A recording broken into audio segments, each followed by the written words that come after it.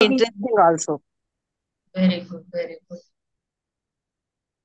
So, yeah, let us enter into the characteristics because yesterday we have started with the behavioristic approach, right? Neo-Freudians. So we are in the behavioristic approach right now. So let us continue with the same.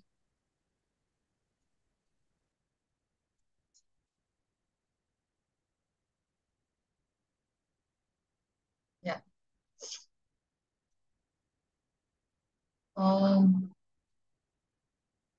మీరు మీ video off చేసుకోండి. Yeah you can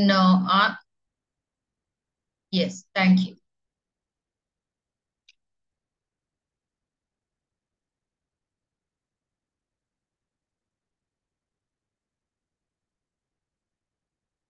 All of you can just switch off your videos actually.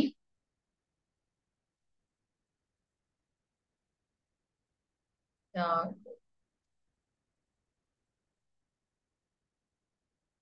Yeah. Am I able to share?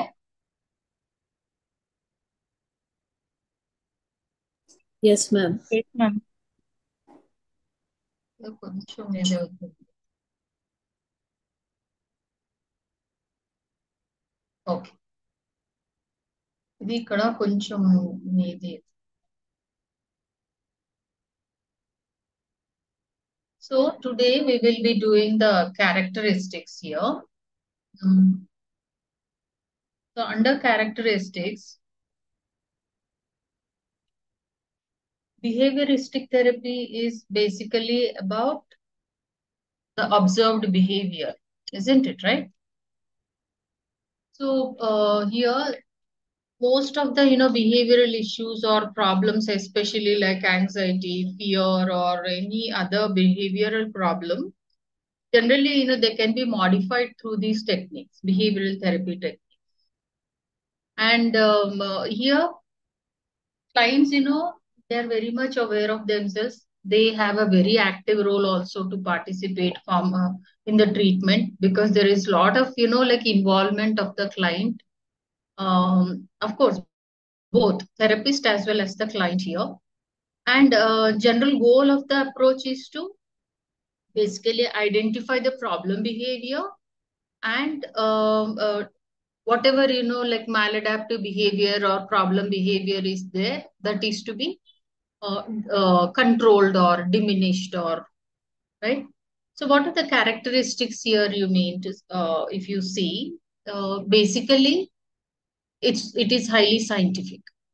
The very therapy is about it's being very scientific. And all the techniques, concepts that are being followed are scientifically proven or tested or revised also.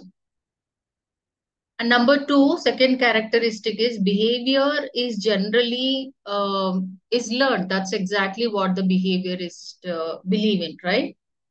So whatever behavior that is being learned, it can be unlearned, which can be stated as a modification of the behavior. How the behavior is modified based on the various strategies and techniques, etc., etc. Right? And here both client as well as the therapist, they create a particular atmosphere which is highly concrete, objective, while treating their goals, because everything needs to be like seen, proven, right, measured, objectively measured. So that kind of very concrete objective treatment for the goals will be there. Next important thing is generally preference is always for the current problems, right? They don't go much deeper into the past experiences as Freud or any other therapist go. And their focus will be on the current problems, and to facilitate it as early as possible, to facilitate change in the problem behavior. And most of the time very active involvement of the client is expected, very crucial in this actually. And highly active action oriented, we call it as, because they have to learn the new skills, for example de-addiction. So they have to desensitize themselves with some addictions or habits and all that, right? So many a times, if someone has fear towards, say, something, fear of heights or fear of stage fear, communication, for example. So they're expected to practice it, or sometimes, they see the pictures of that and they follow other role models, or they keep talking to themselves in the mirror, or they keep, like that. So even in the presence of therapist also, various phobias also like that. So systematically they need to learn the new skills so that they can change their unwanted problematic behavior. And here one more thing is, most of the time it is believed that change in the behavior will definitely happen, even before actually getting into the root cause only, or getting insight into the problem also, there can be some change seen in the behavior. And behavior assessment evaluation generally, they're done continuously throughout the process, because they need to see, right, how much is the problem prior to the practice or training or intervention or technique, and is there any change in the maladaptive behavior or not.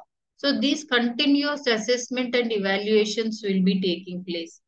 And another important thing is, they're highly tailor-made, strategies. Okay, tailor-made strategies. Because for each, like individual problem of the client, different strategies are mentioned. So whatever, whichever is strategy is appropriate for that particular problem, only that strategy is generally used. Okay. So what are the techniques now? Techniques, as I already told you, kind of all are evidence based. Evidence based means mm, some kind of which has roots in a particular therapy, I mean to say. Okay. So, first one is systematic desensitization. This is actually developed by Wool, Joseph Wool, WOLPE. And this is basically to help the clients to overcome their anxiety related problem behaviors or disorders. Or says after some trauma, a person has entered into a kind of post-traumatic stress disorder, right? So after trauma, uh, people, generally get into a kind of, stress, which is called as post-traumatic stress period. But it's kind of, very highly traumatic experiences, for example, loss of near and dear ones, or some kind of epidemics, or some natural calamities like that, or phobias, fears. So here they all have one common, characteristic, like extreme fear or anxiety, etc., etc. Then these anxious feelings are generally replaced with relaxation techniques. So it's kind of they're conditioned to fear, so now they will develop a counter conditioning process so that they stop fearing that anymore. So they generally, expose the client to such a atmosphere with lot of protection, of course, with lot of control. For example, someone has, as I told you, stage fear, or someone has, half heights. So first they will try to show the pictures of heights, tall buildings, and all that. It's not that directly they will make them go to tall play, high places or tall raised buildings, and it's not like that. So there is in any particular, even in the system, it's called systematic desensitization, right? So everything will be done in a highly systematic way. So it all actually begins with the initial interview by the therapist. So general background is to be found out, and then proper stepwise therapy will be taking place. So first is relaxation, because they are under anxiety, right, due to their own phobias or fears and all that. So relaxation techniques are very important for them. Even if they have to face the situation again, first they need to really build their relaxation or build their energy through relaxations and all that. So deep breathing exercises or progressive muscle relaxation technique or some kind of meditation. So that will provide the client with a very calm and peaceful state, and then slowly they can imagine their anxious situation, mostly into imaginations. And so here the client is encouraged to practice the technique of, I mean, in certain things, imagination, in certain things in some other way, but relaxation is the common thing. Okay. So regularly throughout the therapy session, they are expected to follow whatever that the strategy that has been developed. Then comes, anxiety hierarchy. Now it is about the anxiety only. So first, you have taught them with the relaxation techniques. So slowly they are imagining. First they are relaxing and then imagining that situation. Okay.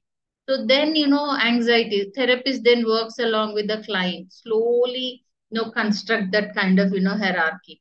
Like hierarchy means step by step to the deepest. First it starts with very light exposure, and then next level, and then next level, right?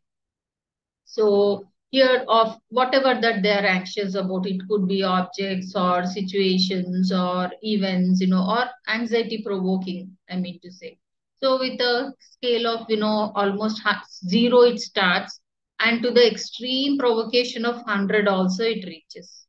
Okay. So it's like, the this is very crucial to go to the last peak level scale of 100. So this is to develop highly subjective unit of discomfort scale, SUDs, okay, which that will help them to structure the entire therapeutic process. So first from 0 to 100 level. So after, relaxation, then they have to, imagine, and then actually, they are supposed to face this kind of discomfort scales also, subjective unit of discomforts. Then desensitization, that is the third step. So after listing the anxiety, situations, which actually builds anxiety, among them. So, and constructing the hierarchy, slowly the client gets systematically exposed to this anxiety inducing situations. So, like imagination, visualization. So, and the client will be exposed to these situations again and again and again. So, while they are maintaining the state of relaxation, pairing this relaxation with the thoughts of anxiety producing situations. So, they are faced to, one after the other, one after the other. So, starting from the least anxiety provoking stimulus to the highest, anxiety provoking, that hierarchy, one after the one after the one, kind of. So here, um, in the anxiety hierarchy, first of all, they ask the client to, what is the most anxiety producing or eliciting, situations from 0 to 100. Okay. So then they will get to see, what is the level of, what is the last, 100th SUD here, right? That is the second step. The third is slowly, desensitizing towards them. So that's exactly how, the three steps are followed. Next technique is, exposure therapy. Exposure therapy. So exposure therapy, it is actually, it involves very gradual as well as, kind of intense and safe confrontation of feared situations or objects and other, negative emotions, mostly. So here exposure, therapy, in fact, it's like treatment of various disorders, psychological disorders or conditions, especially again related to anxiety and trauma. So like anxiety disorders. This is also mostly like, phobias, PTSD, generalized anxiety disorder, and obsessive compulsive disorder. So it's like, repeatedly, constantly exposing the client to the situations causing anxiety or phobia, right? So that is going to reduce the emotional response. It's almost whatever that they have been fearing and scaring and dreading about something. So slowly exposing them. Here, the first one is, kind of visualization. Second one is actually, visualizing or imagining, or sometimes, exposing them also. Different form of exposure therapy or techniques, actually they help them a lot to cope with the anxieties. Okay, sometimes, these techniques can be really administered, and sometimes through imagination actually. So don't, why, madam is saying both the things, systematic desensitization is also, that also comes under, uh, exposure therapy. That's a form of exposure therapy. Okay. So other variations of exposure therapy, they include, flooding. Flooding is something like, it's not gradual exposure, okay, or with some relaxation techniques or anything like that. Here, the goal is, letting the client experience the anxiety again and again and again, and slowly they feel just, no anxious at all. Their anxiety diminishes, right? Chala chala chala expose చేస్తే ఏమైతుంది ఏం కాదు. So it's something like that, flooding. And another, therapy is, even imaginal flooding is also there, like consisting of all the images, mental images, or fighting the situations, etc., etc. And there is one, in vivo flooding, where the client is exposed to the actual anxiety producing stimulus. Okay. Here, that is called as in vivo flooding. In vivo exposure therapy, also there. This is like live exposure to the stimuli for the treatment. Okay. So all these, come under systematic desensitization directly. Like flooding is also actually direct only. Okay. So virtual reality therapy is also there. It's a new form of exposure on where computer generated environment will be there. Virtual means, that, right? So that is also used as one of the therapeutic technique. Now, next important thing is, technique is applied behavioral analysis. Make a note of this. Applied behavioral analysis, ABA. So, ABA, or applied behavioral analysis, is a systematic scientific approach again. It is used to, same thing, modification of the behavior. And this will anyway increase the desirable behavior. Naturally diminishes the undesirable behavior. So here, the therapist uses, the operant conditioning, instrumental. That means what comes after the response, the consequences of the response, right? Instrumental means. So, especially those who are suffering from developmental disorders. Okay. For example, SLD or even autism kind of. So they, if they are to taught new skills, or to improve their behavior, to increase their positive behavior, or to reduce their problem behavior. So in this, especially special education, autism treatment, or some kind of clinical psychology, so ABA model is used. So here, a functional approach here, where the stimuli, which precedes a particular behavior, then what could be the consequence of that behavior, and then what are the observable actions of the behavior. These are understood, and then, modification of the problem behavior starts here. So what is the problem behavior here? What is to be changed? What particular, reinforcements, what exactly the technique to be used, and what are the reinforcements that are to be observed here? For example, rewarding or punishment or extinction, all these are the various types of reinforcements, that are used. So reinforcement is generally to increase the behavior that is expected, and punishment is to reduce the unwanted behavior. And even sometimes, extinction is also used where no longer that kind of reinforcement is required. Anyway, the changed desired change is already there, then they stop, reinforcing them with any. That is called as, extinction. And there are many procedures in this also, like token economies under APA only. So it's like it's a type of reinforcement. So using tokens as secondary reinforce to desired behavior. For example, if they are with some kind of desired behavior, for every kind of five such desirable behaviors, then they will be produced with a token. So based on that token, taking that token, they can exchange it with some desirable reward or privileges or, kind of.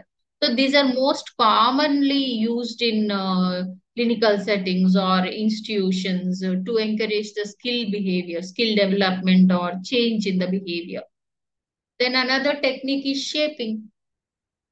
Shaping is it's a reinforcement system which you I mean it's a kind of which is involved in not reinforcing, sorry.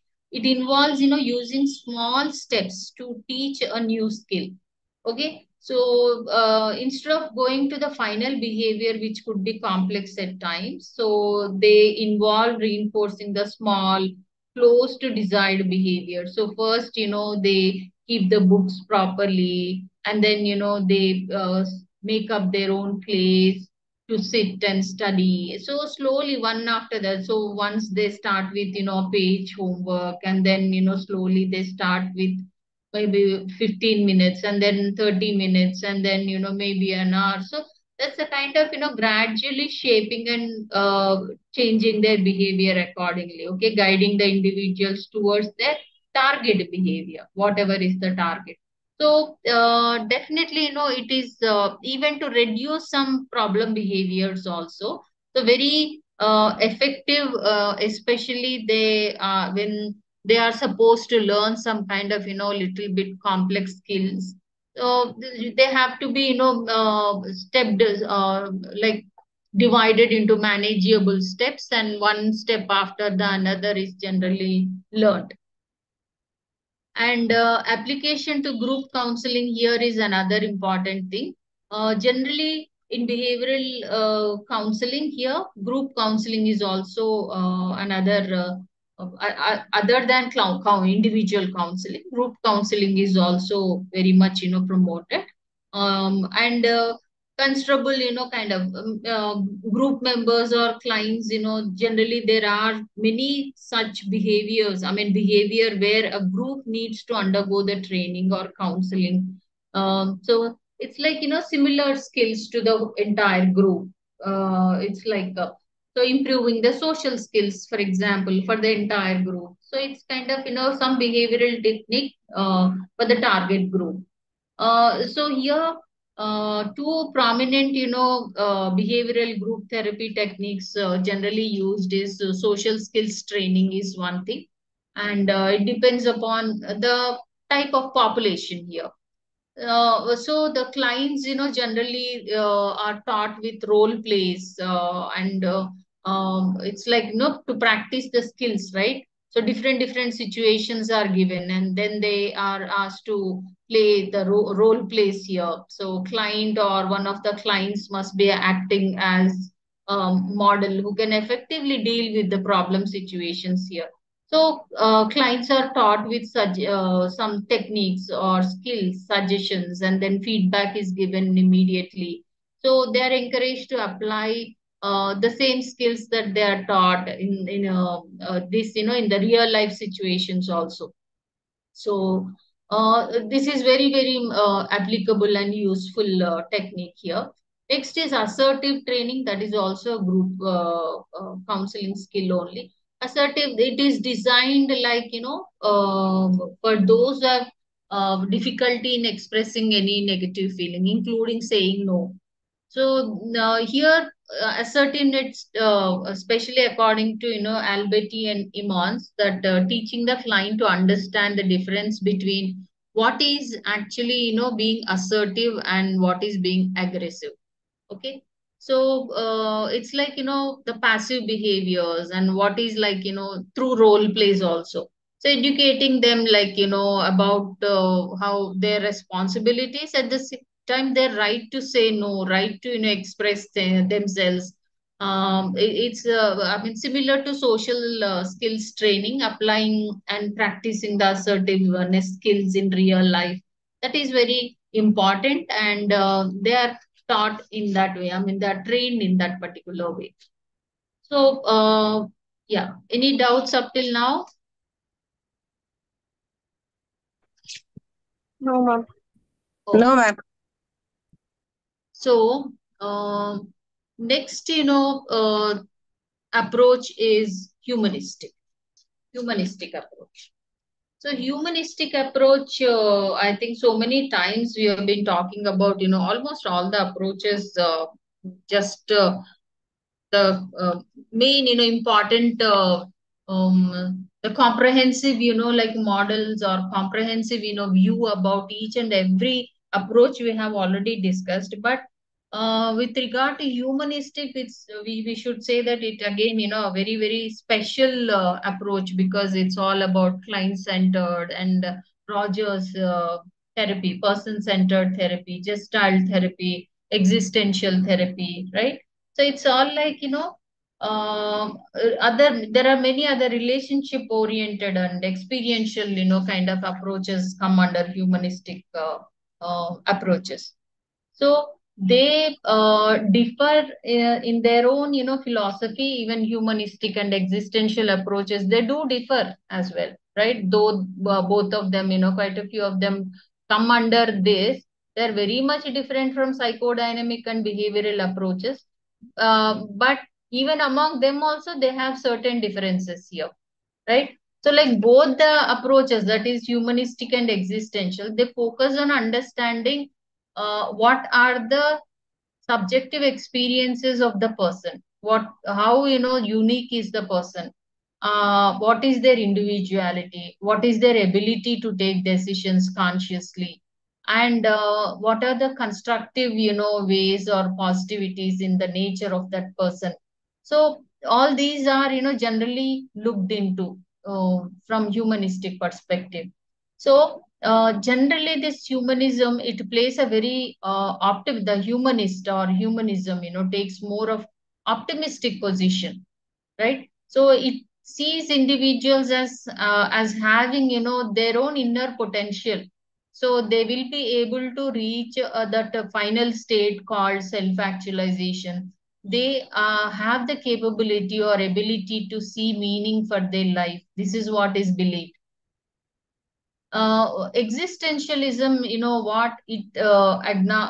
what it sees is, it acknowledges the realities of life, and what is the anxiety experienced by the individuals, okay?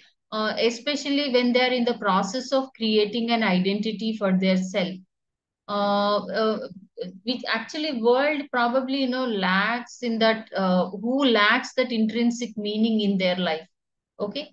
So, and existentialists generally, they focus on concepts like death, depression, isolation, anxiety, despair, etc., etc. So, both the, I mean, humanistic, now you must have understood, it actually focuses more on the optimistic, functioning, right? Whereas existential lists actually, they're still more onto the other side, even on death, depression, isolation, anxiety related, like concepts in the process of life and all that. So here, not many, kind of techniques as such here. Instead, probably they give more into diagnosing the symptoms, and then genuinely, facing the situation in the process of counseling, and more like, concepts like freedom, choice, purpose, values, these are given more importance in these particular, approaches here. So another important, when it comes to humanistic approaches to the theory of humanistic approaches to personality, Maslow and Carl Rogers, right? So these are the most important pioneers in humanistic psychology. So Carl Rogers, Maslow, of course, he's the starter, founder, humanistic, and Rogers' ideas definitely, they are of positive nature of humans. He talks about, right, the concept of he mentions about the concept related to fully functioning person, and here Maslow, he's the one who proposed need hierarchy theory, right? The five basic needs which activates and directs the human behavior. So it starts with the physiological needs, safety needs like security, order, stability, love, and belongingness. Maslow's hierarchy of needs I'm talking about. And the fourth need from um, uh, it's like bottoms up, right? Esteem needs from self and others. Then need for self actualization is the last need. So his greatest contribution is the concept of self actualization. And self actualized individual actually, they are able to realize their full potential, their talents, abilities, and they take necessary steps to reach the fullest development to their personality. According to Maslow, the people who have realized it, with their self, for example, they differ from the normal individuals. So they are highly tolerant and they accept themselves as well as others, and they're aware of themselves very much, and they have a very, very effective and efficient perception of what is reality. And their freedom is also innate. Freedom will be there. They are able to focus on their problems, even outside themselves also they are able to understand the problems and highly creative, and they have their own kind of culture and highly resistant to relieve themselves of their own steady and stable attitude or culture. Then they have social interest and deep relations, interpersonal relations, and they have this appreciation for their work as well as for others work, and their experience is also like that, and they're highly dedicated to their cause. Okay. So in fact, Maslow has he came up with this self actualization concept here. Even Carl Rogers also identified these characteristics in his person centered philosophy. So a person-centered approach again is proposed by Carl Rogers. So here the therapist is not active, is passive here. Only he is like a medium to change, medium for change. So here another important aspect of humanistic theories is the kind of understanding as well as authenticity. And individuals, they're supposed to be very open about expressing their genuine thoughts, emotions, without any fear of being judged.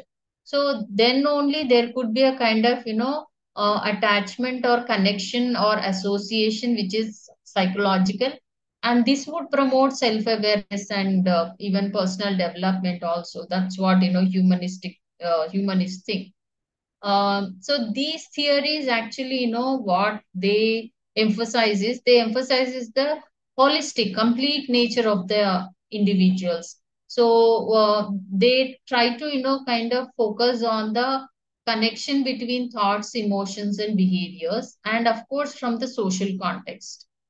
So humanists, these theories view the clients as someone who is inherently valuable and someone who is capable of their self-directed change.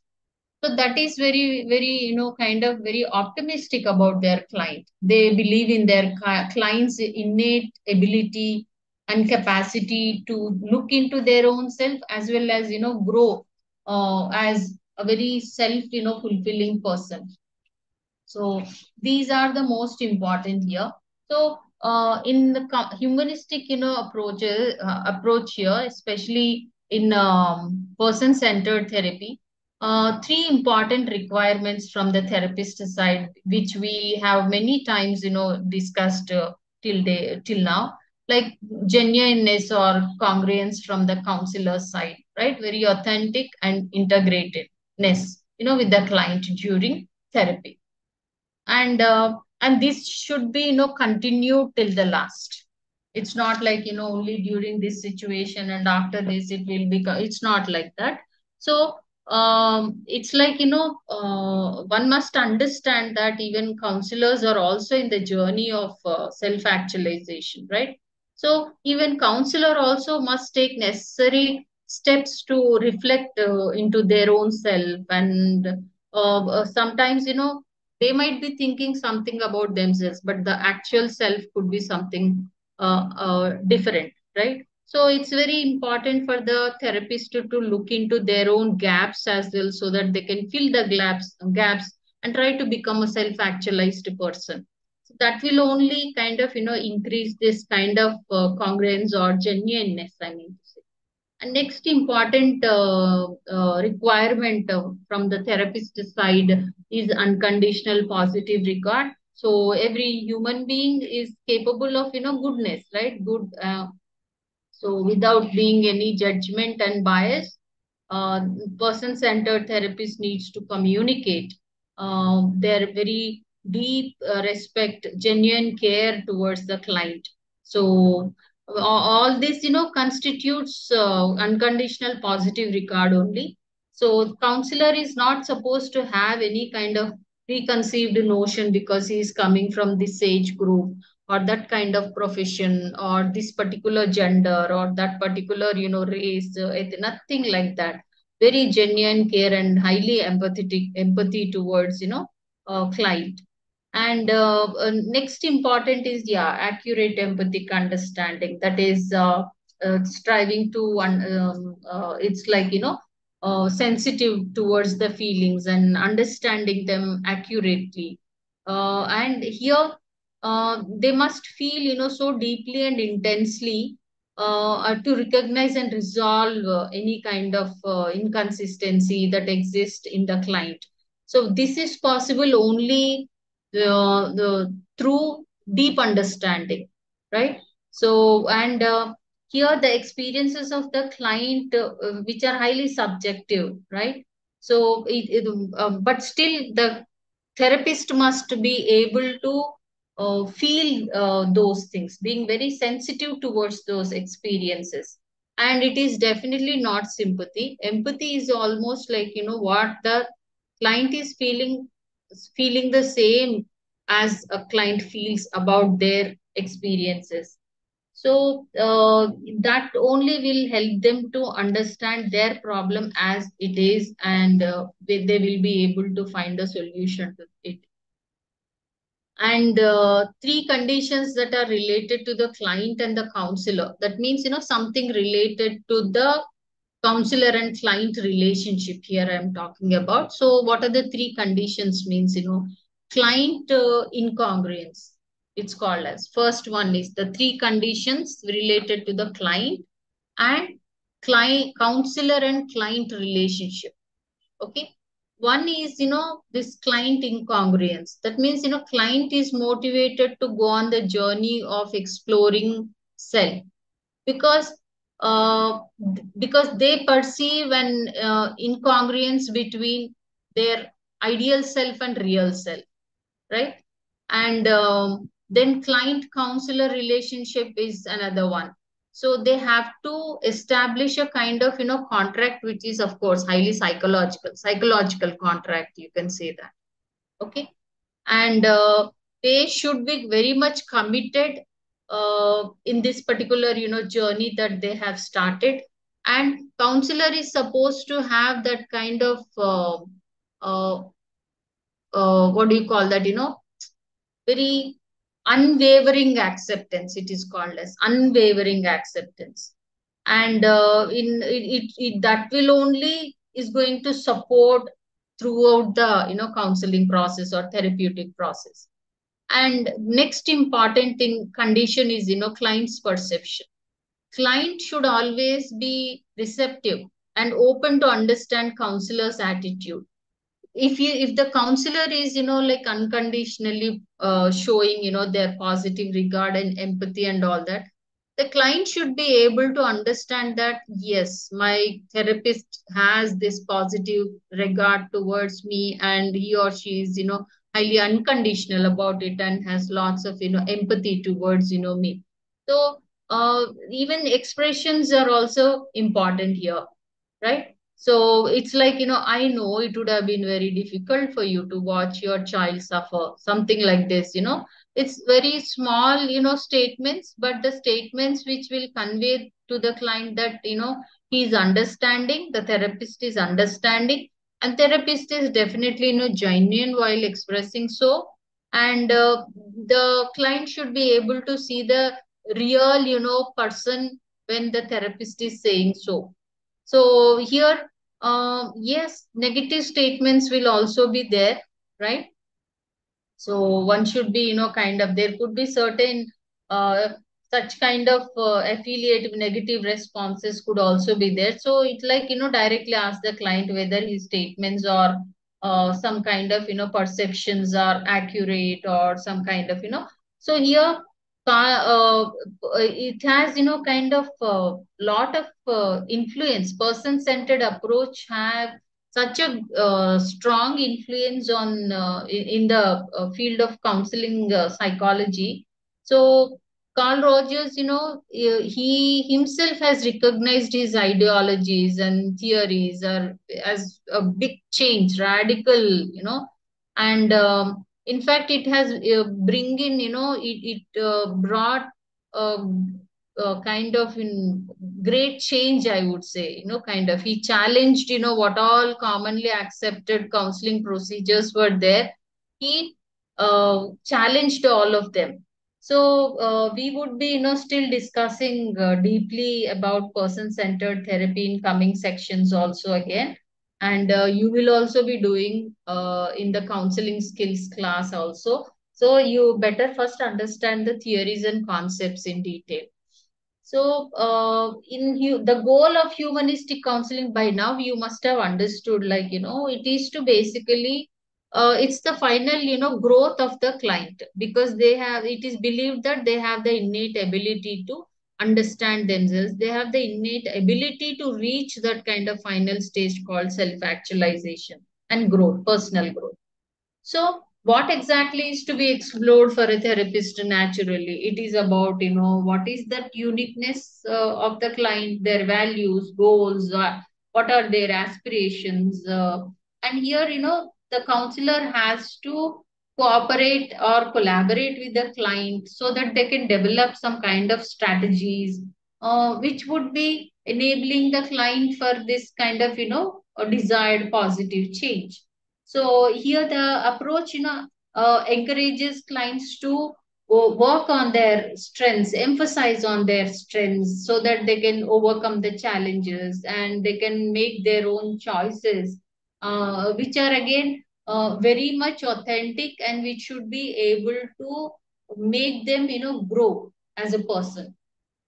So, and Carl Rogers, what he believes in is counseling is not just to solve the problems. It's probably, it is to help the client to grow.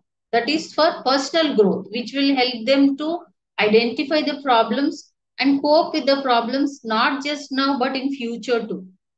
Okay, so that is the ultimate goal of humanistic, especially Rogers, he believes in that to make them a self-fulfilling person. That's exactly how it is to be understood, right? Uh, Here, in fact, person-centered therapists don't set the goals for the client. It is for the client to, uh, of course, along with the therapist, to come up with the goals which are going to facilitate them towards, personal growth and self-actualization. Well, what are the therapists, functions and role means, yeah, so many times, it's been, yes, said again and again because these are the most important things, which is going to take the entire process ahead. So, attitude of the therapist, right? So, that is going to facilitate the change in the client's behavior. So here, in fact, instead of perceiving the client and their problems through the preconceived, diagnostic this thing, better they meet the client on moment to moment, right? So that would be better. And client's experience in therapy means person-centered therapy. It is very much rooted in the belief that it is clients who actively heal themselves. It is clients who make efforts for their personal growth. So the therapist role is to create a highly conducive environment here.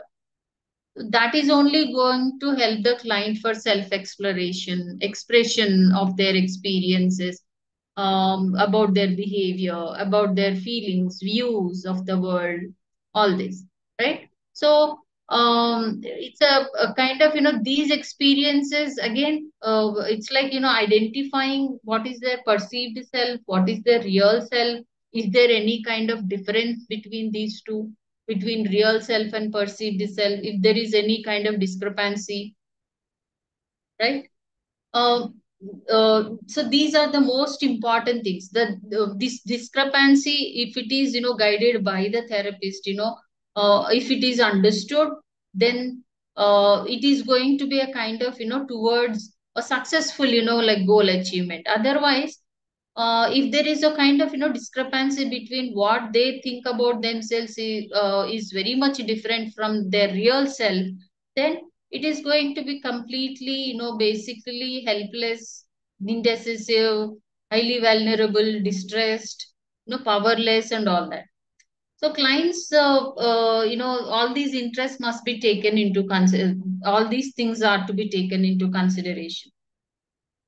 So therapy actually, uh, within some person-centered framework, clients hope that through the guidance of the therapist, they gain better understanding of the self, learn to become more responsible, etc. So here therapy reduces the chance of future distortions, though. But most important thing is here, client once the client feels accepted and understood, then they become less defensive. So as long as they feel that they're not accepted and all that, probably, they are going to remain equally defensive and they will never open up, right? So who has to, again and again, these are the things you need to understand. A highly conducive environment, then only the client is going to feel more safe and less vulnerable. Okay. So what kind of, body language is actually expressed, and then what are the accurate expressions of, both the therapist as well as the client. The client is able to better appreciate themselves, when their creativity increases. So naturally, client is going to be, so when they are going to really understand themselves here, and slowly they become less vulnerable, they're able to see the reality, the ground reality, and then, definitely they become more stronger psychologically as well. So they become more authentic in about what they are saying, what they are doing, and what they actually aspire to do, right? So they become slowly, more confident also, right? Because now they are able to get connected to their inner self also. What am I, what I can do, where exactly things are going wrong, right? More in the present, and they become, they focused about the now, the present, the current, and less directed towards their past, and less, into future anxiety, more into the present, and that will bring them, some kind of freedom for all this, the depressed thinking or future anxieties. And now the freedom is there because, I have complete control about the now, the situation, right? So they become more mature psychologically. So that will, pave the way for their direction towards self-actualization. That's exactly how it is to be taught. Okay. How it is to be understood. So tomorrow I'll enter into existential, because these few approaches I don't mind taking, maybe, day, in a day, probably in a class, two approaches, because later it's okay, you can do it. Yeah. So what do you say? Any doubts? Sarita, no doubt?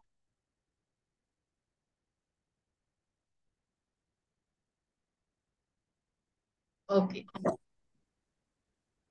So there are no doubts today. No No. doubts, madam. Okay, then see you tomorrow. Thank you. Okay, Okay, ma'am. ma'am. Okay. Okay, ma'am. Thank you. Yeah. Thank you, ma'am. Thank you. Thank you. Thank you, ma'am. Thank you.